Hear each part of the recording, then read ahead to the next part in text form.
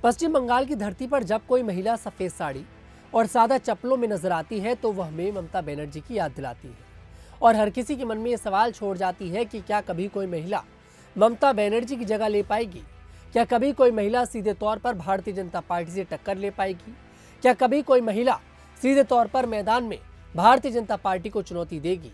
अगर इन सवालों के जवाब हम ढूंढें तो ये सारे जवाब हमें पश्चिम बंगाल के अंदर मिल जाएंगे और टीएमसी के अंदर मिल जाएंगे। दरअसल टीएमसी के अंदर एक महिला नेता है, नाम है सयानी घोष। जादवपुर से सांसद है टीएमसी की और ममता बनर्जी के साथ आप लोगों ने अक्सर देखा होगा। सयानी घोष पश्चिम बंगाल से लेकर दिल्ली तक बड़ी चर्चा में रहती हैं, अपने भाषण को लेकर, अपने शायराना अंदाज को लेकर। सयानी घोष पहली बार लोकसभा चुनाव लड़ी जादवपुर से और उन्हें एक बड़ी जीत मिली और शायद ये टीएमसी के लिए जरूरी भी था। ममता बनर्जी ने सयानी घोष पर एक चाल चलकर देखी।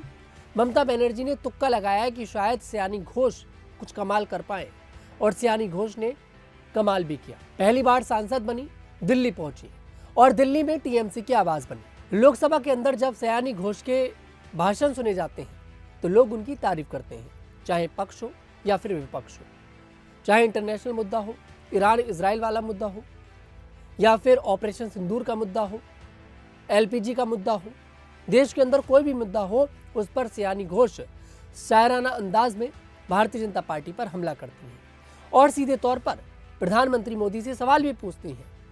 सयानी घोष के तेवर बिल्कुल ममता बनर्जी वाले हैं। ऐसे में सवाल यह है कि क्या टीएमसी ने अपने लिए दूसरी ममता बनर्जी तैयार कर ली है। दरअसल सयानी घोष ने एक्टिंग का ग्लैमर छोड़कर राजनीति में आना ज्यादा जरूरी समझा और ये उनके लिए फायदेमंद भी साबित हुआ। आज के समय में सयानी घोष को पश्चिम बंगाल से लेकर दिल्ली तक लोग काफी पसंद करते हैं। पश्चिम बंगाल के अंदर विधानसभा चुनाव होने वाला है। 23 अप्रैल और 29 अप्रैल को मतदान होगा। ऐसे में इस चुनाव में टीएमसी के लिए सयानी घोष का भाषण, उनकी रैलियां काफी ज्यादा महत्वपूर्ण है। कहा जा रहा है कि इस चुनाव में सयानी घोष को टीएमसी की तरफ से एक बड़ी जिम्मेदारी मिल सकती है, क्योंकि जब सयानी घोष मंच पर पहुंचती हैं तो भीड़ देखने को मिलती है, लोग तालियां बजाते हैं, ऐसा लगता है कि उनका नेता सामने आकर खड़ा हो चुका है। टीएमसी की सब लोग तारीफ करते हैं एक मामले में, वो है कि वो कभी भी सत्ता पक्ष के सामने झुके नहीं है, मतलब कि दिल्ली के आगे झुके नहीं है। चाहे ममता बनर्जी हो, अभिषेक बनर्जी हो, कोई भी नेता उनकी पार्टी का हो, वो कभी भी दिल्ली के आगे झुका नहीं है। दिल्ली से मतलब है केंद्र सरकार के आगे, मोदी सरकार के आगे। इसलिए टीएमसी की तारीफ भी करते हैं। आप लोगों ने अभी देखा होगा कि एसआईआर वाला मामला पश्चिम बंगाल पहुंचा। जब ये मामला पश्चिम बंगाल पहुंचा और लोगों के नाम कटने शुरू हुए तो ममता बनर्जी अपने लोगों को लेकर और उन लोगों को लेकर जिन लोगों के नाम कटे थे लिस्ट में से, उन्हें लेकर दिल्ली पहुंच गई और सीधे तौर पर केंद्र सरकार को चुनौती दे दी। तारीफ भी हुई कि भाई अगर मोदी सरकार से कोई पंगा ले सकता है तो वो है सिर्फ और सिर्फ ममता बनर्जी। और ऐसा लगता है कि यही दम उनकी पार्टी के नेताओं में भी है, सयानी घोष जैसे नेताओं में। सयानी घोष पार्लियामेंट में भी काफी अच्छे तरीके से भाषण देती हैं, युवाओं की आवाज बनती हैं, अपने क्षेत्र की आवाज बनती हैं। पहली बार सांसद बनी और पहली बार में ही इतनी सुर्खियां पा लेना, ये वाकई में तारीफ के लायक है।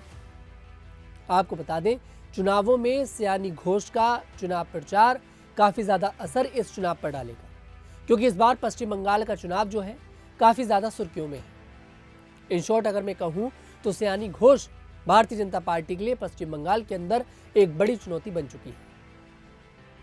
भले ही एक छोटे से जिले की वो सांसद है, लेकिन हमें समझना पड़ेगा कि वो किस तरह से भारतीय जनता पार्टी पर प्रहार करती हैं, किस तरह से सीधे तौर पर बीजेपी से टक्कर ले लेती हैं, मोदी सरकार को ललकारती हैं, चुनौती दे देती हैं। तो उससे दिखाई देता है कि सयानी घोष पश्चिम बंगाल के अंदर भारतीय जनता पार्टी के लिए एक सबसे बड़ी चुनौती है। ममता बनर्जी तो चुनौती है, लेकिन उनकी पार्टी के जो नेता हैं वो भी चुनौती है। लिस्ट भी जारी करना शुरू कर दिया है।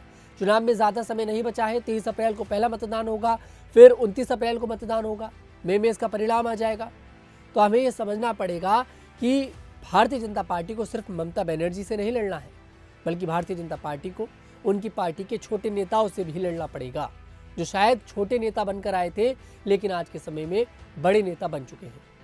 फिलहाल सयानी घोष जिस तरह से भाषण देती हैं, जिस तरह से चुनाव प्रचार में वो लगी पड़ी हैं, क्या कुछ आप लोग कहेंगे कमेंट सेक्शन में जरूर बताइएगा।